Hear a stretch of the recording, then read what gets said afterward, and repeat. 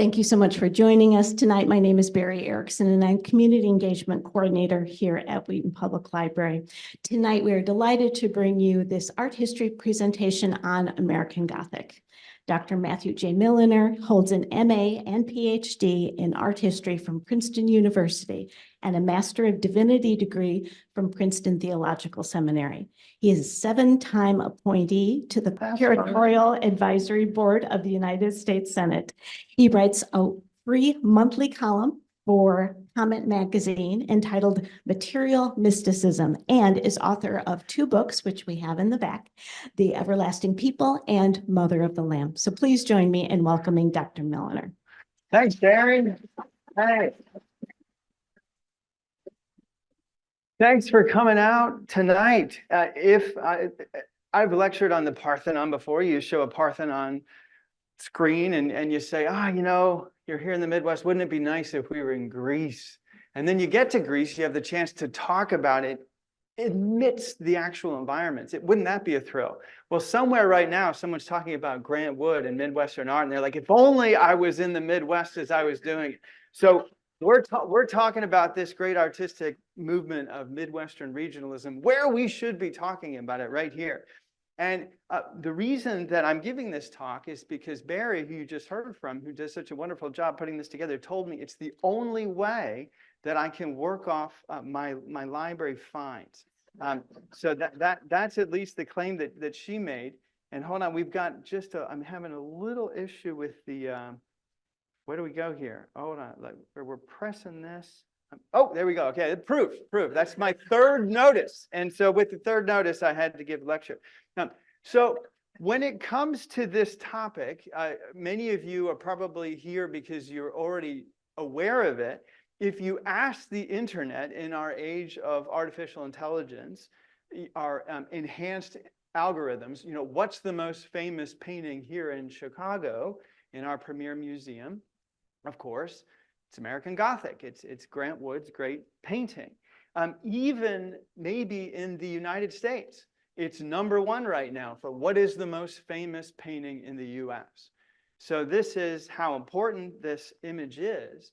You've seen it, you know it, and for all the enhancements that AI, the quick essay it could write for us, what AI can't do is understand the painting the way I'm asking you to try to understand it today. You have to be human to feel what I'm going to suggest to you about this painting. There is no algorithm that can do what I'm asking you to do to approach this, not just as a classic piece of art, but as an image that is going to summon something from you that only a human has. So that's the first thing I want to say about this. And my argument, or my method of proceeding, I borrow from St. Augustine. There are many people today who say that interpretation shouldn't be limited to the author or artist. And long before contemporary avant-garde theorists said that, Augustine said it himself. He's talking here about the Bible, but we can apply it to culture in general. Whoever finds a lesson there useful to the building of charity, even though he has not said what the author may have be shown to have intended in that place, has not been deceived, nor is he lying in any way. And so the rule of charity is how I'm proceeding. We will be right about Grant Wood and this oft-discussed painting if we walk out of here having grown in our love for this place and for the people of this place. That's how we'll know we're right. And you might say, well, that's not enough of a rule, because how do I know you're not just going to be making stuff up about this painting and not having done the hard research of walking over to the library and reading about Grant Wood? That's part of love. Part of love is to love Grant Wood and to want to understand his intention as best as possible, but also not to be limited to it. Because once an artist makes something, the cat's out of the bag. You can go in all kinds of places. And I think we're going to go in exciting places tonight. And it's hard. We were faced with an obstacle as we begin tonight. And that obstacle is its fame. A classic, said Mark Twain, is something that everybody wants to have read, but nobody wants to read. Right? It's kind of true, right? I will confess that is the case. I have been known to pontificate about a book I have not finished because I'm supposed to have read it. And let me just modify that for visual art. An artistic masterpiece is something everyone wants to look at, but nobody wants to bother to actually see, to spend some time with it. Quick selfie at the Art Institute, sure, but to really let it breathe, that's something different. To really look at this image. The Wade Center is not too far from here, that wonderful collection of the papers of C.S. Lewis and Charles Williams and Dorothy Sayers and others. And Richard Gibson, a colleague of mine, summarized the entirety of Dante's Divine Comedy with a line from Charles Williams in this great series of lectures, free online, that you can still watch, and a book that's forthcoming. See what I am. We have hardly yet begun to be looked at or to look. This is Beatrice saying that to Dante. Can you see me? That will be the gateway to paradise for you. And Charles Williams, a great scholar, is saying, don't you see that's what Dante's saying? Learn how to see. Learn how to look. It's harder than you think. Or John Ruskin, maybe his most famous line, the great 19th century art historian, hundreds of people can talk for one who can think, but thousands can think for one who can see. To see clearly is poetry, prophecy, and religion all in one. So that's our goal tonight, to really see this image that is inaccessible to some of us because we think we know it well already. Here's a close-up of that image, and here is of the image, and here is the outline, and we're already partway through. So let's move into some foreclosures of ways that meaning has been shut down about Grant Wood's famous 1930 painting, American Gothic. Eventually, it would stand like monuments to a monument to a better, stronger America. Thomas Hart Benton, a Missouri colleague in the regionalist movement that the Iowa painter Grant Wood was a part of, saw that this painting would one day be understood and gain the recognition it deserved, but it was not so immediately. Essentially, the story is that for 4 decades it was neglected, and then there was a slow reconsideration of this painting in the 1980s. So it has not always been famous. And there is a reason for that, and the reason is modernism. So here is Ad Reinhardt's famous tree that maps 20th century art history.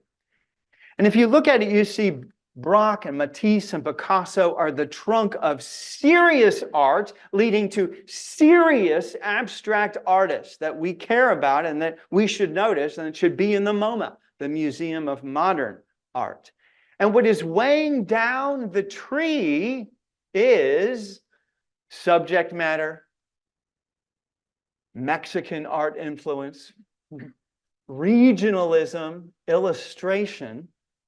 Regionalism, the movement that gave rise to Grant Wood, is weighing down the tree of serious art. And as I look at it, I see a cornfield, a deliberate swipe at the Midwest. And I actually think we see Grant Wood as one of the tombs.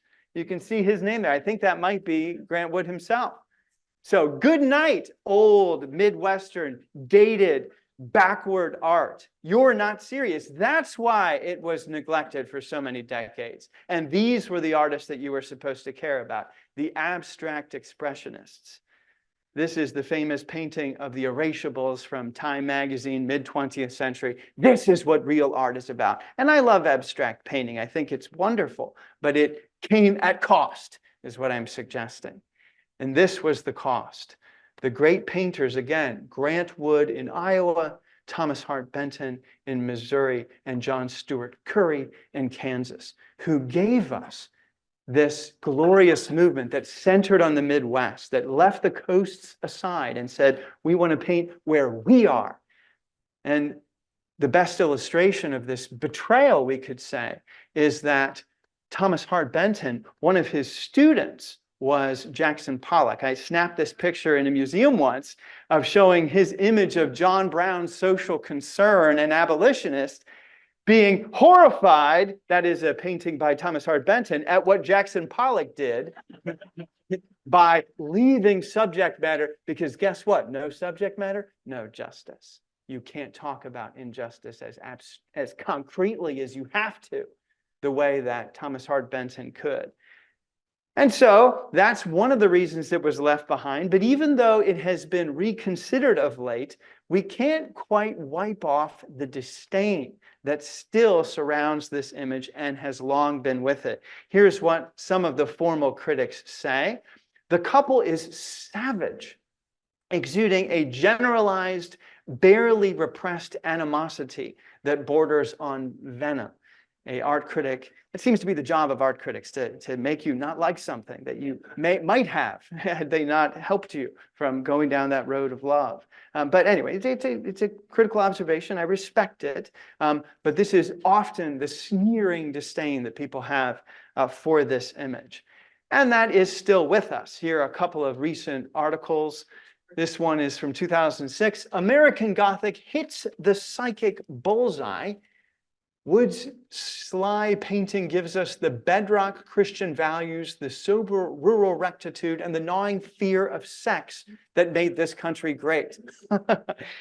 This is the claim of, it's about repression, don't you see?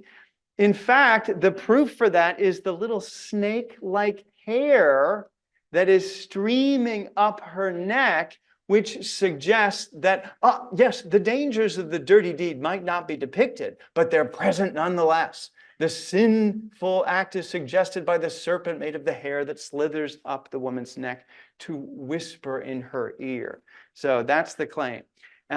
And maybe we might say further evidence for this comes from another recent claim that, busted. Persephone, who is on this brooch that she is wearing, that betrays that this is in fact a pagan painting of sorts, okay?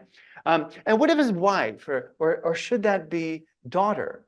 She has been given a cameo brooch on which may be discerned the image of a goddess, Persephone, who in Greek myth was the queen of the underworld, abducted by Hades, who's maybe him. Are we meant to sense that she feels more like a prisoner than a woman preserved, right? That's the claim. She is locked in this household that represses her. Again, something to be said for this interpretation. Demeter and her daughter Persephone, Ceres is the Latin form of this, and she presides over Chicago. There she is at the Board of Trade looking down upon us all, saying, make your money, I will trade it, the trade in cereals. And this is a big theme in Chicago. So I don't want to dismiss this dismissive interpretation out of hand. Here is, not far, just a few steps, in fact, from Grant Wood's American Gothic at the Art Institute, is the legend of Demeter and Persephone. And let me just refresh your mind as to what this is about. It's a harrowing legend. So here's Demeter searching. And who's she trying to find? Her daughter, who had been abducted by Hades. There she is, about to be trampled. And then up here you see Athena trying to intervene unsuccessfully. And there is Hades / Pluto. And you can just see he's carrying Persephone in his arms. Now, she famously, remember, she takes a little bit. Sweetie, we got you out, but did you eat anything? Oh, yeah, I had a little pomade. Oh, the fact that she consumed food when she was in hell was enough for Hades to have a claim on her. And that's where we get the seasons. So when it gets winter around here, that's when Persephone's down back under the ground. Hades has a claim. And then in the spring, she comes back up for a little while. So it's a great myth. It's beautiful. In some senses, when you look into the cult of Demeter in ancient Athens and Rome, there is a sense that maybe it's ministering to women who have lost daughters to husbands who will just abscond with them away. There's something compassionate about Demeter. But nevertheless, that's the claim, that this Grant Wood painting, that's what's really going on here. She herself feels repressed, as all Midwesterners are. Don't we all know that? So the dismissive interpretations offer one shall we say, occlusion to true vision. But maybe worse and more popular is what comes from fame. And what comes from fame is satire. And there was a whole exhibition at the Cedar Rapids Museum of Art, where Grant Wood is from, about these satirical paintings. Here's our COVID version, right? It just goes on and on, right? I mean, every sector of American society, even precisely the coastal cultures that Grant Wood is trying to resist, whether California or New York, or et cetera. We go on and on. And what I'm saying tonight is that we need these satires, because the painting demands a lot from us and the satires let us off the hook. That's not my claim. That is a claim of an art historian, R. Tripp Evans. Not only do the innumerable recastings obscure the artist along with his intentions, but they banish the original work's palpable sense of confrontation. It's a relief to have those satires, and we want to get past them today. So with those foreclosures, let's look at a few openings, a few ways that actually expand the horizons of meaning with this painting. Maybe you've been to Cedar Rapids. I made my little pilgrimage, and they have to come to us to see Grant Wood's painting, which was purchased for $300 by the Art Institute. But if you want to see the real motherlode of Grant Wood paintings, it's in Cedar Rapids.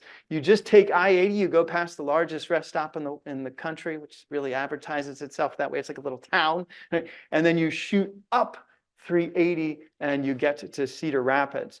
And it's about double the size of Wheaton, give or take, 137,000 versus our 53,000, and more than that. And so it has more of an urban feel than our city does, but it still feels like a city. And it is a wonderful place to be and to visit. And that's what Grant Wood felt as well. Born in rural Iowa, and quickly his family moved to Cedar Rapids. He enrolls at the Art Institute. He goes and makes his way in the big city, the Odysseus journey. You go and then you come back to Ithaca. Well, this was the pattern in his life as well. During the war, he painted camouflage to help the war efforts. And then he found himself back home teaching junior high. And he would go to Europe in the summers where he would be inspired. And you can go to his studio when you go to Cedar Rapids. He fixed up this old place. It didn't even have an address, so he made up one, 5 Turner Alley. And he had tons of space, and he knew what a sophisticated New York or Parisian art cultures was like, but he chose Cedar Rapids. And here are some images from a Grant Wood textbook of the paintings that would have inspired him in his journeys in Munich and elsewhere.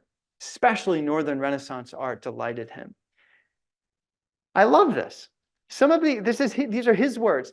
Some of the advantages I find living and working in a town the size of Cedar Rapids rather than New York are economy, ease in getting in and out of a rut, contact with all kinds of people, not just artists, right? Ease of obtaining all types of models for free. It inspires me. This is why the regionalists felt different, because they don't have the same horizon of concern that the artist in New York might have. And it is from these free models and the actual life he's surrounded with in the Midwest that, of course, we get the models themselves, his sister Nan, and his dentist. All right. So these are the models. And he takes them and can refer to them as like tintypes from my old family album. And understanding that this might be understood satirically, he himself says, Grant Wood, there is satire in it, but only as there is satire in any realistic statement. These are types of the people I have known in my life. I try to characterize them truthfully, to make them more like themselves than they were in actual life. And when I read that, I think this is like an icon, an image that takes you into something higher, into the realm of the forms, we might say. And he did that with the land as well. Fall plowing, 1931. Another image of a street. Think of it as maybe as a street in Wheaton as well. In making these paintings, as you may have guessed, I had in mind something which I hope to convey to a fairly wide audience in America. This is Grant Wood. The picture of a country rich in the arts of peace from a man who knew war. A homely, lovable nation, infinitely worth any sacrifice necessary to its preservation. Now, is that a romanticizing or is that a perception of the beauty of the land that he's in instead of disdaining it?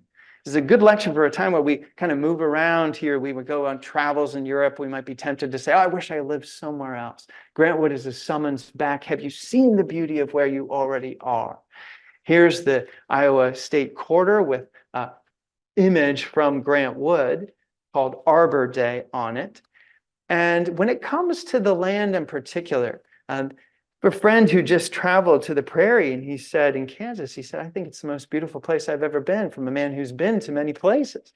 This is not an uncommon observation for North Americans, believe it or not. It might sound odd to us. Walt Whitman. I know the standard claim is Yosemite, Niagara Falls, Upper Yellowstone, blah, blah, blah, afford the greatest natural shows. But I'm not so sure. But the prairies and the plains, while less stunning at first sight, last longer, fill the aesthetic sense fuller, precede all the rest, and make North America's characteristic landscape. So there are many in the American tradition who've perceived that beauty. When I got to see this painting in Cedar Rapids, where it is hanging, I saw something you won't get if you just Google the image. You have to be there in the museum to see it, for better or for worse, because commercialization of people want it on a tote bag or a mug keep you from seeing the frame. And when you see the frame, it says, young corn, to the memory of Miss Lynn Sherman, whose interest in young people made her a teacher in the Woodrow Wilson School.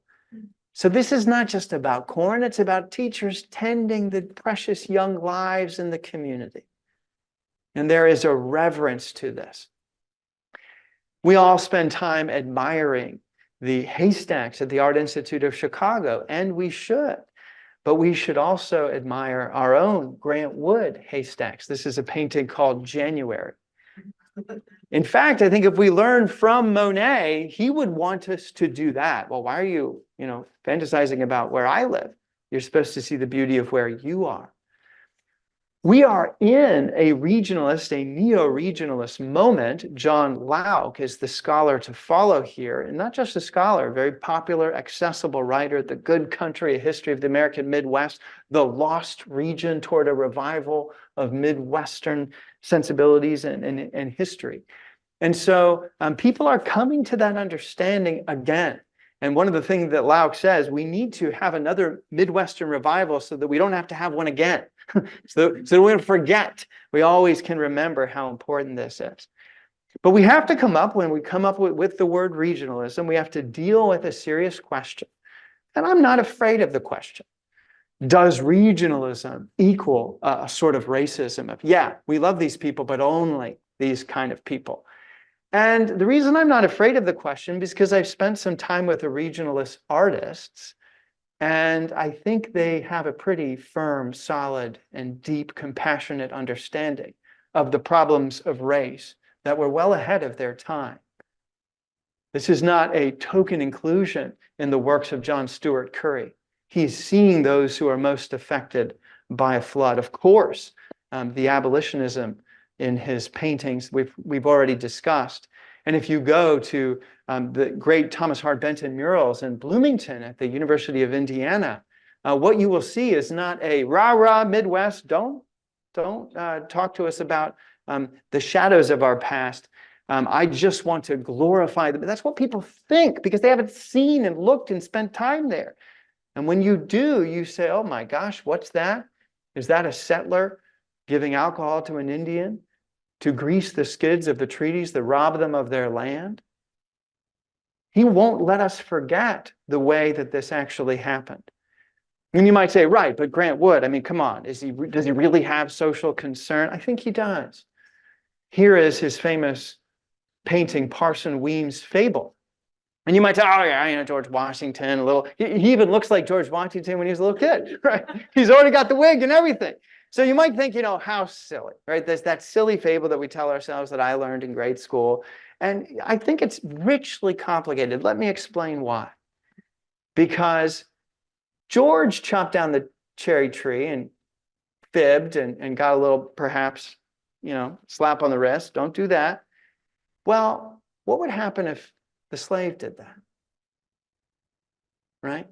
Just an ever so subtle suggestion that we all know that George is going to be protected from that act in a way that they would not. That's how I see that painting.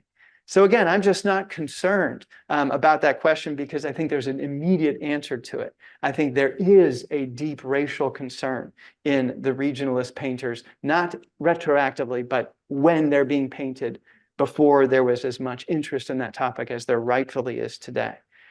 And maybe most importantly, as I mentioned, in regard to justice, that's what in some senses folded the abstract expressionist movement. What do I mean by that? I mean that one of their great defectors was an artist named Philip Guston. Now, he got in the club. His paintings are selling because people told him, you're a good abstract expressionist. But in order to get in the club, he threw subject matter under the bus. And why did he paint in subject matter originally? Because as a Jewish artist, his paintings were attacked by the Klan that was in cahoots with the police in California, and they threw a rock through a window of his exhibition. We don't want you painting. And so he knew actual threats from the Ku Klux Klan. And then he, in some senses, broke the abstract expressionist movement when he brought, in 1970, those Klan figures back into play. Not out of endorsing them, of course not. And this is why the whole world went into panic 2 years ago. Can we exhibit Philip Guston? Are people going to understand? So a bunch of black artists said yes. They are, because I'm inspired by what he does, because he's calling attention to the injustice. He's not endorsing this. He's saying, I need to talk about the injustice, and simple abstract paintings won't do, which is exactly what Kerry James Marshall, some call him the greatest painter alive, a fantastic Chicago painter who abstract expressionist dissatisfied. He tried that. And maybe you saw the show here in Chicago. Astonishing. Just saying, I want beautiful image of what I saw of what the ideal white suburban community looked like. I want to show you the same beauty of the neighborhood that I grew up in. And he also was dissatisfied. I want to call attention to the rich diversity of the land that I am in and my own subject matter and the beauty that I see. So all this to say, folks, regionalism is back. There's this sense of we can paint that way. So that's one of the reasons we care about this in a new way today. And I would want to simply add to our regionalist concern here, get some Illinois painters in there. We got Kerry James Marshall, and then of course, some of you know Joel Sheasley, who, if you want an American regionalist vision for this town, he is the person to go to. And if you're not aware of his work, or you look at his website and say, just seeing the beauty of this area. So those are some openings moving in an exciting direction. My friend Mark Clemens told me about Guy Davenport. He said, you've got to read this essay. It's not foreclosing the meaning or dismissing the meaning of Grant Wood. Instead, he compares it to the splendor of Egyptian art. It is a picture of a sheaf of golden grain, female and cyclical, perennial and the mother of civilization, and of metal shaped into the scythe and hoe, nature and technology, earth and farmer, man and world, and their achievement together. So here was an early art critic who looked at this painting and saw the beauty that I think we can see freshly today. But I want to add something that I haven't read about this painting and instead see it as an icon. So of course I would see it as an icon. This is what I study, right? I love icons. So yeah, so it's like, well, there we go. Not exactly surprising if you're familiar with my interests. Here is the St. Catherine's Monastery at the foot of the mountain where God said, according to the Bible, you shall not make a graven image. There are a whole bunch of images. And the reason those images are there, not because they're violating that commandment. They would say it's because something happened, that God became human, and therefore we have a new authorization of what images can do. But they didn't call it art or painting, they called them icons. So they bear religious power. So here is the apse looking in the St. Catherine Basilica there, and it just, when you're there, it is an astonishing experience because everyone will be standing up and then the priest will come forward with the sacred elements and they'll all hit the deck. Like you're the only person standing, because the sense of reverence in that place is so palpable. And all these images were discovered in the mid-20th century with the Princeton, Michigan exhibitions of Sinai. And they said, wow, we've kind of written art history a little in a warped fashion because we didn't take these beautiful icons into account. Here's one of them, the most famous, the Sinai icon, deliberately the same size as a human to give you a sense of the real presence of Christ. And one of them, the one I want to talk about, is actually very near us. It's probably getting on a plane right now because at the Africa and Byzantium exhibition, which was in New York, and then it went to Cincinnati. No, I'm sorry. Forgive me, the Cleveland Museum of Art, which is where it was. And these icons, they get plane tickets back to Sinai. They each get their own seats. I wonder if the monk who's accompanying them gets an extra meal. That's the big question that I have. Because they care about these things so much. These are 7th century images. And this particular one that was at the Cleveland Museum of Art until last Sunday, I'm looking at it and I'm spending some time with it. You've got the Virgin Mary and Jesus. You're flanked by saints, Theodore and St. George, with these angels looking up who bear a sense of the presence of God, that are evoking the reality of God, which is beyond the image. It looks a lot like the eye movements of Grant Wood. So I kind of got excited about that. And I started to think, it's fair, right? She's kind of looking over there. He's looking frontally. And I started to think about this image in that way. So let's run with this. Let's talk about the pitchfork. Is it, oh, see, now how can you do it? That's Satan. You can't call it an icon, or it's Poseidon. Well, is it really? Some people point this out and they say this is the keep evil out interpretation, that the pitchfork is echoed over and over again. And as if this guy's repression is so deeply internalized, right? And this is the way that the painting has often been talked about. And I want to see, no, this is a man who knows the sacred no. This is a man who is keeping watch. The ancient saints, all deriving from watch and pray, the biblical counsel, would say watchfulness is a spiritual method if sedulously practiced over a long period, completely frees us from impassioned thoughts. So I think I'm going to think of this guy as saying, I'm not going to think that uncharitable thing about my enemy. I'm going to guard myself. That's the way that I'd like to understand this icon. That's what I mean by sacred no. I borrow this from Richard Rohr. To learn the sacred no to ourselves gives us dignity, identity, direction, significance, and boundaries. I have a friend, maybe you do, who is a recovering alcoholic, and he knows that sacred no. I said, what would happen if you had a drink? He said, I'd die. It would just be a matter of time. My life would be ruined. Sacred no. And his life is filled with joy because of that. He knows not to cross that boundary. That's different than saying this is the boundary that everybody should have. It doesn't boil over into an abolitionist fervor, right? Instead, it's my own sacred no. I don't watch the show, but I love sometimes people send me clips, and I was really stunned. This woman walks up to the main character in the show Yellowstone. Aren't you a tall drink of water? His immediate reply, my wife's standing over there staring at you. And I think that we love that heroism. Like, yeah, he's got the sacred no. He cannot be tempted, or he's resisted that temptation rather. So that's how I understand it. That's how I admire and think of it. This is a man who's mature, who has grown, who knows these things. And and I'm sorry, the pitchfork for me brings to mind this horrible mobs that would go around and project all the evil onto their enemies. I think that's exactly what he's not doing, because I love this book. Love and acceptance of the shadow is the essential basis for the actual achievement of an ethical attitude toward the thou. And that's how I take that internal overall pitchfork. He knows of the evil in himself, and he has not projected it, as we so often do politically, on those people over there. So again, there's a wisdom. What do we make of the snake motif that we already saw our critic think it must all be about sex? Well, she also has the sacred no. She has a thought, perhaps, that's going to lead her in the direction of envy or avarice.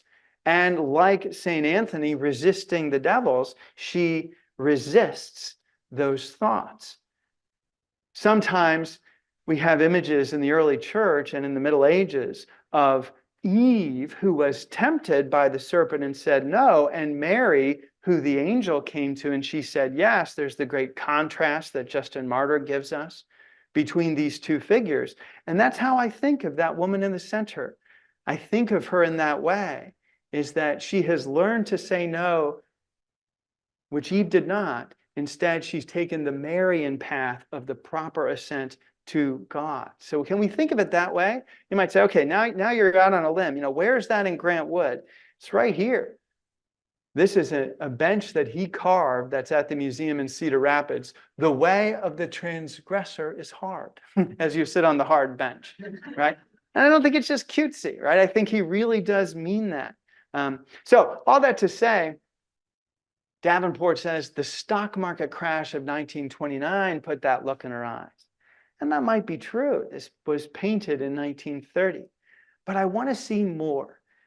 Taking this Marian direction, thinking of the Virgin Mary in this image, which many have suggested, I want to think of her as having taken in grief and sadness. Here's one of my favorite paintings at the Art Institute, Henry Ossawa Tanner's Disciples at the Tomb, where Peter is kind of twiddling his thumbs. He's like, gosh, I blew it. And John is like, I knew it. The opposite of I blew it. I knew he would rise. And that's a buoyant and jubilant painting at the Art Institute. But when you go to Cedar Rapids, to the Grant Wood Museum, you will see its companion.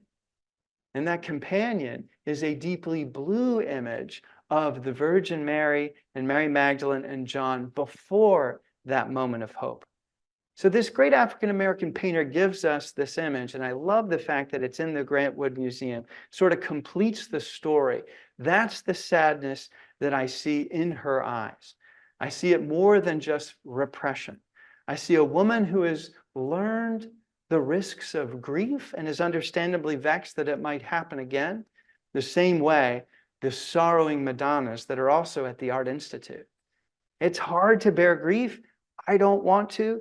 You don't want to, but I'm afraid it's what spiritual maturity, what human maturity might entail. You see them, I see them. I don't want to think about that beloved girl who died here in our community from a car accident. But those ribbons on those trees remind me, bear that grief, pray for that family. Oh, so that's what I see in this. And it's not just for women, it's for men as well. There is a double icon of the grieving Mary with her grieving son. I mean, can't you see it, right? It's the same eye movements again. And in fact, there are many artists today, one who died just a short week ago, Bill Viola. He looked at paintings like this at the Art Institute and he said, our culture lacks the ability to bear that grief. Maybe that's why there's so much anger, because we're not tapping the grief underneath it. And what did he do? He hired a bunch of models and he said, all right, let's redo it. And he has these stunning video icons that take you to Bill Viola, astonishing artist. Say, I want you to learn to grieve the way the Northern Renaissance did. I don't know if you saw this movie, but it's this wild Marian moment where the main character, she says, I'm going to drink this liquid because Reverend Mothers are given centuries of pain and sorrow. It is lethal for men, but it is my summons to take in this grief. And I couldn't help but think of the great tradition of the grieving mother of sorrows. And of course, in the Christian tradition, Christ consumes that cup as well, hence the double image. You might say at this point, okay, come on, but I mean, is she even a mother, right? Is this even a married couple? Now are we departing from Grant Wood's intention, right? Even if Mary grieved, like we don't know, she could be a spinster and that's her father. What does the painting mean? Well, Grant Wood himself chimes in on this. He vacillates concerning the figures' relationships. The artist routinely insisted it represented a father and daughter, but on at least one occasion, he said that the male figure is the woman's husband. And so she was both a maiden and married. And of course, that reminds me of the Virgin Mary, who was both at the same time. Rejoice, unwedded bride, as the Orthodox tradition says. Just to get a little cute with the Persephone interpretation, I mean, again, I see the point. You might say, come on, Milliner, how can it really be an icon if you've got this pagan image at the center of it? This guy has a point, this critic. And well, of course, the great answer to Ceres, the goddess of grain, Demeter, is the Virgin. Here she is, standing tall at the Holy Family Parish in Chicago, an answer to the Board of Trade image. And what do I mean by that? This is a long and interesting history. Let's say you got totally neo-pagan and you said, I want to go and initiate myself into the cult of Demeter at Eleusis, the great initiation shrine, and that you can still visit to this day outside of Athens. This is where you would undergo, probably with some psychopharmaceutical assistance, some deep transforming trip as you incubated in the shrine. It's a great tradition. Some people interested in psychedelic drugs are trying to go back to that culture today. But the bummer that you would experience if you wanted to do that is you would get there and you would say, here it is, the great, what's left of the Eleusinian mysteries. And you'd say, what's that thing on top of it? Well, sorry, folks, it's a church to the Virgin Mary. Because she has inherited the cult of Demeter, all the good of it, rejecting the worst because she represents the church. Not saying she does that in herself. She represents the church. And that's why in churches in Chicago, she's sometimes depicted with the Eucharistic wheat, because Demeter and wheat, right, and again, that had to be absorbed if the ancient world was going to be evangelized. And you might say, yeah, but Persephone goes down in the depths and Demeter goes down. But folks, so did the Virgin Mary. Here is an image of a very rare image from the Middle Ages of her descent into hell to help the apostles. A wild, strange moment. Now you might say, what do I do with this? This is very elemental and deep, what I'm suggesting to you.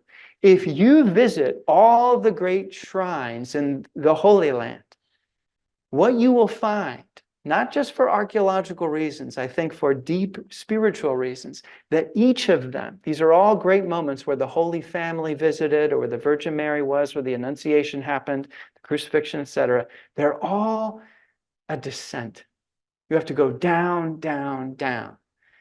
And you might not make much of that, but what I make of it is that this is saying, you thought paganism went deep into the earth like Persephone and Demeter? Oh, Christianity is going to go deeper into hell itself and then come out on the other end with the resurrection, right? You might say, again, now we're very far from Grant Wood. What's going on? No. No, we're not. This is a painting that Grant Wood made on his European travels. And it is in one of these deep descent cave churches in France. I was astonished to see it. A rock cave cut church to the Virgin Mary. I think he may have known this. Who knows? So all that to say, I think that the Christian tradition has eclipsed the pagan tradition that came before it. So as we move toward the end here, the last thing I'd like to suggest is just really dig into the Gothic part of this. This little Gothic house is more than just upward mobility, right? That's what a typical sod house or house would. I mean, this is a pretty decent house as far as the Midwest is concerned at this time. Davenport explains to us that it is essentially a mail order house, right, that comes out of a pattern book by Davis and Downing, famous Gothic motifs infused into architectural history. And this is all true.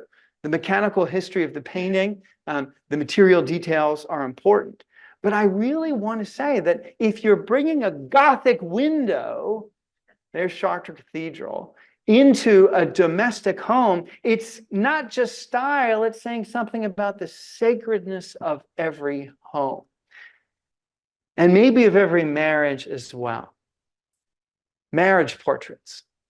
Two quick ones. Two best. If you could tell me, what are your two best marriage portraits? These are the two I'd pick. To wrap us up here, Jan van Eyck's Arnolfini and His Bride, Arnolfini wedding portrait at the National Gallery, and at Urbino, Piero della Francesca's famous image of Battista Sforza and the Duke of Montefeltro. So he was about to become Duke. Federico is his name. So here are these paintings, right? Now, we look here at the Arnolfini wedding portrait. I hope you've seen it before. And you've got this unified bride and groom. You have here on the sense, I'm going to deal with the world outside, sweetie, and you stay home and cover the domestic terrain. Nothing wrong with that, but this is what it seems to be suggesting quite clearly. Down here you have Fido, the dog, representing fidelity. And here at the middle, you have, to zoom in on this, is you have the painter himself depicting himself in the convex mirror, because it almost functions as a marriage contract, this painting. And then you have prayer beads and all the scenes from Christ's life, hallowing and sanctifying the marriage. An absolutely great painting by any reckoning, rich and meaningful about the unity of this couple. And when it comes to the second one in Urbino, a great town to visit of all the towns in Italy. My gosh, it's gorgeous. And you walk in and into the museum and you see this great painting. And what's wonderful about this one is they're on absolute parity, right? They're equal to one another, looking at each other in the eye. And on the reverse of the painting, you have these virtues. He's got justice, prudence, courage, and temperance covered. She's got faith, hope, and love covered, but you need both. And Cupid in the middle sort of unifies the two. It's an astonishing allegory. And what we've got down here is the flat rock is the symbol of conjugal fidelity. So that's the equivalent of Fido. That's their understanding, the level plane of I'm going to be faithful and true to you. And then down at the bottom, you have these lines that basically say, I'm really great, says Federico, and my wife goes around saying the same thing. That's essentially the quick translation of the lines, right? She proclaims her husband's deeds. So many people read this and say there's a sort of pomposity to it. But nevertheless, with Cupid uniting the virtues, it is a portrait of a great marriage.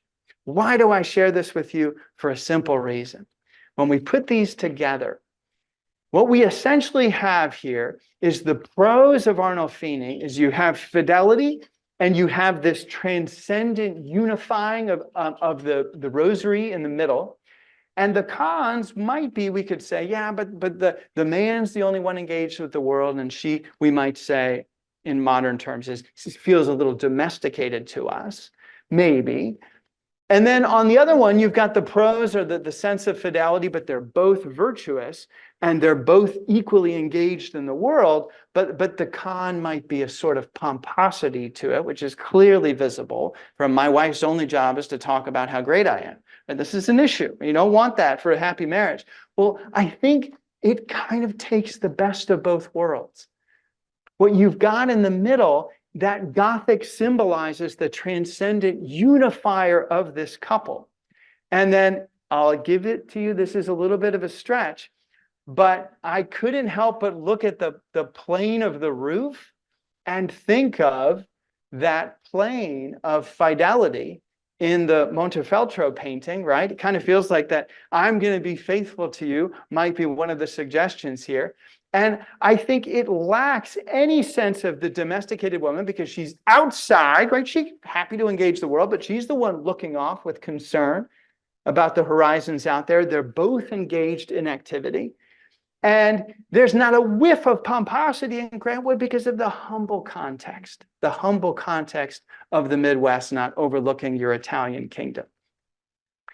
Let me conclude. Thank you for your patience tonight, for being here. Let me conclude with a simple line from a great poet. We have an expert in this poet here today. His name is Thomas Traherne. He's quoted this line that I'm about to share with you in Aldous Huxley's The Perennial Philosophy. And I will quote this 17th century poet, illustrated by Grant Wood, because I believe this quote shares with you everything I'm trying to say tonight and everything I think that Grant Wood was trying to share with his work. Here's the quote. The corn was, this is a recovered in the 1970s series of, it's almost like the Mark Rothko room in Texas, but it's corn that Grant Wood painted in a meditative room. The corn was orient and immortal wheat, which never should be reaped, nor was ever sown. I thought it had stood from everlasting to everlasting. He sees corn and he's overwhelmed by the beauty of it. It's what Traherne was trying to say, what Grant Wood was trying to say. The dust and stones of the street were as precious gold. The gates at first were the end of the world, the gates to my home, the end of the world. The green trees, when I saw them first, were transported and ravished me. And oh, what venerable and revered creatures did the aged seem, O mortal cherubim. The whole point is to see the glory of your immediate place and its people. We could call that quest, as many have, insular, naive, reactionary, boring, rural, suburban, unsophisticated, or sexually repressed. But based on Grant Wood's career and based on those immortal lines from Thomas Traherne, I think another word for this approach to living is simply sane. Right? So thank you for being here tonight. Thank you for your patience. All right. All right.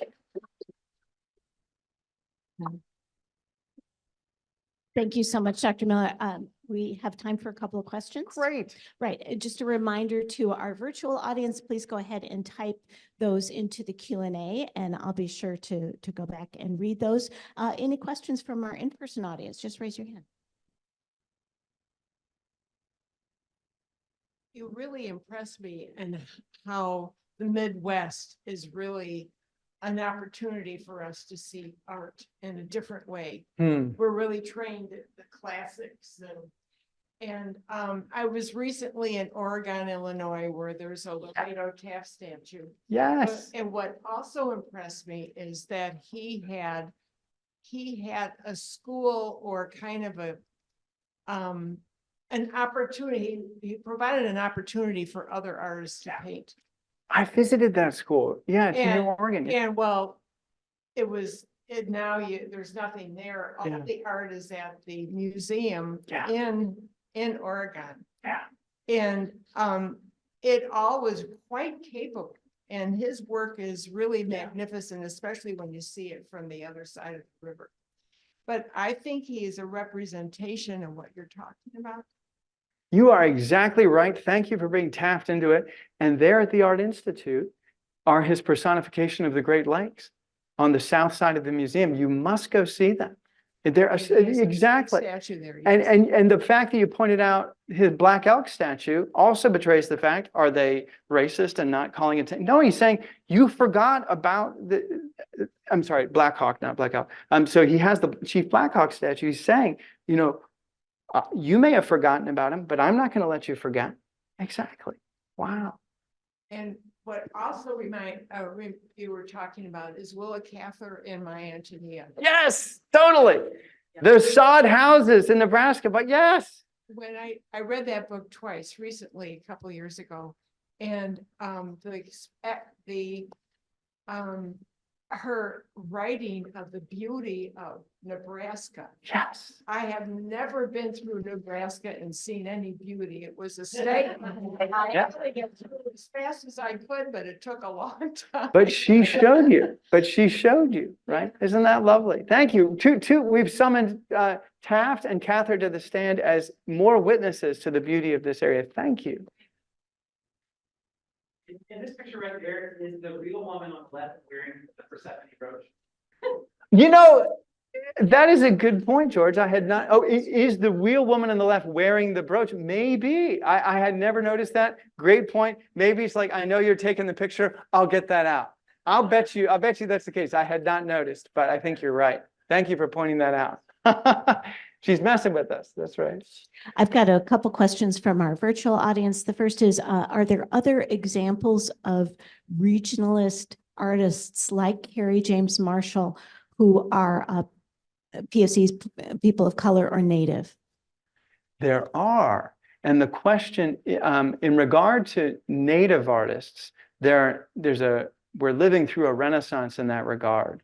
I wrote about a couple of them in my book, The Everlasting People. The most famous, of course, would be Norval Morrisseau. And he got so famous that there's scandals about the fakes of his paintings.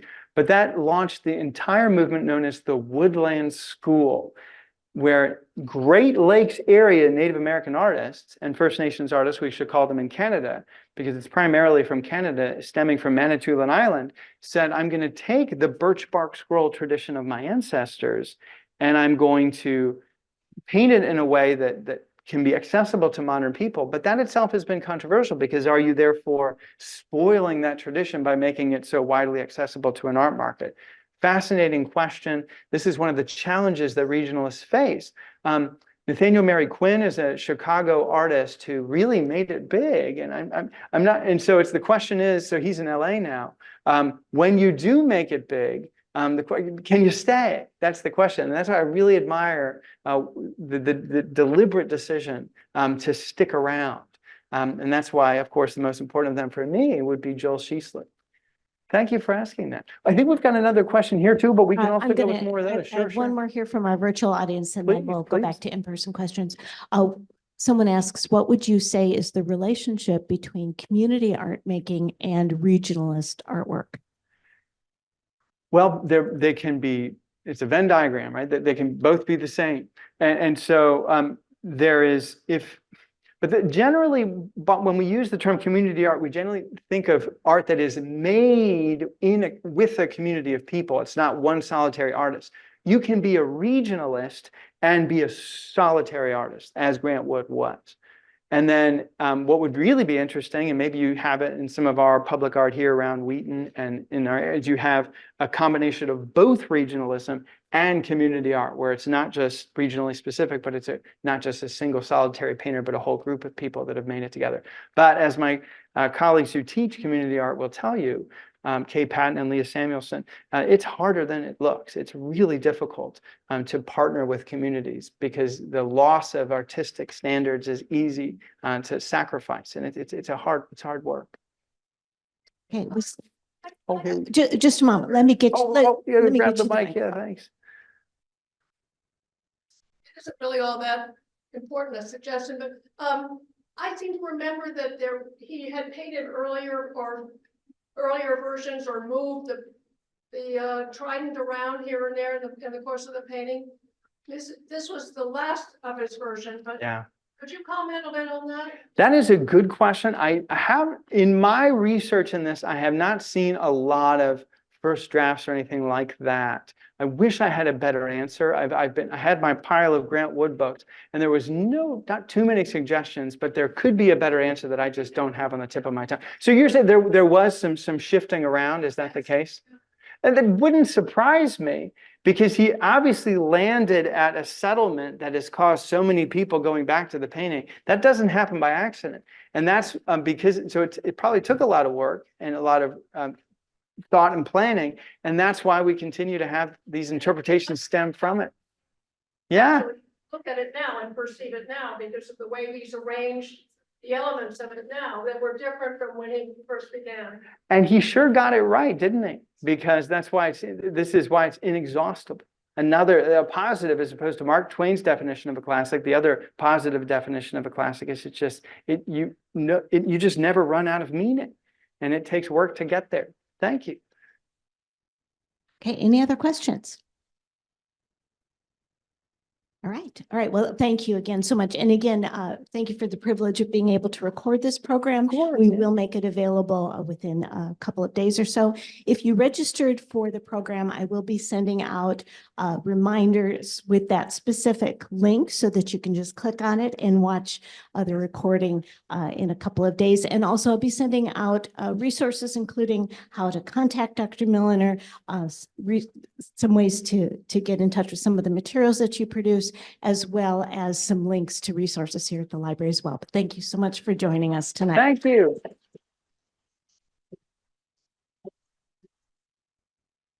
Thanks for being here, folks. I really appreciate it. Have a great I rest of will your also night. say to our at-home audience, if you are watching the recording of this program and would like those links, you can email me at ce@wheatonlibrary.org. That's CE for community engagement at wheatonlibrary.org, and I'd be happy to send those resources out to you. Thank you.